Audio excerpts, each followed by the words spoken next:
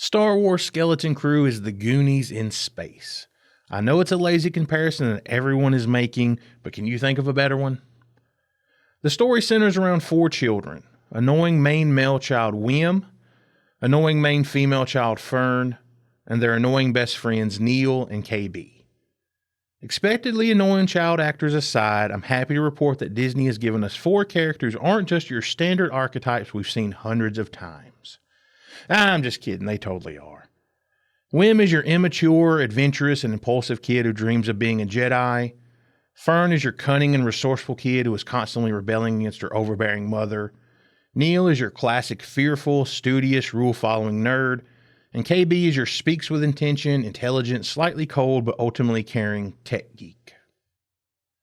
Throw in some practical aliens, another likable droid played by Nick Frost, 60 seconds of Jude Law, and a pirate werewolf, and you've got something. And yeah, I know it's not a werewolf. I looked it up, and it's a Shistavanen, a Shistavanen, a Shiva Pravit Dumrong. So the big question, is Star Wars Skeleton Crew good? Not exactly. Is it bad? Not exactly either. This is the part of the episode where I remind you that algorithms and validation are what keep this channel alive, so please like and subscribe. There are some things that I really don't care for, like how the families of the planet At-Aten live in this very Earth-like suburban setting.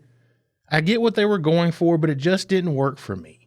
I wanted something that fell somewhere in between the prequel trilogy's cold and sterile aesthetic and A New Hope's drab, minimalist, having to shoot the planet's indigenous life to have something to do so you don't put a blaster in your own mouth aesthetic.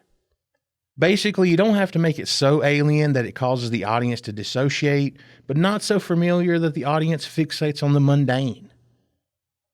There are more issues I have with the show, but to be fair, they're mostly nitpicks. Despite the issues I have, I generally like the vibe of the show. We're not dealing with planet-killing super weapons or a fallen Jedi who was cock-teased so hard it turned him into a psychopath. This is just a little space pirate adventure, and that's okay. The thrust of the story comes when Wim, Neel, Fern, and KB find their way inside what Wim believed to be a lost Jedi temple, but turns out to be a crashed pirate ship that, through a comedy of errors, sends them flying through hyperspace. Why does everyone the children meet believe At-Aten to be a mythical treasure planet? How will the children find their way home? And who is this guy that looks like Alfie? These questions are at the heart of Skeleton Crew.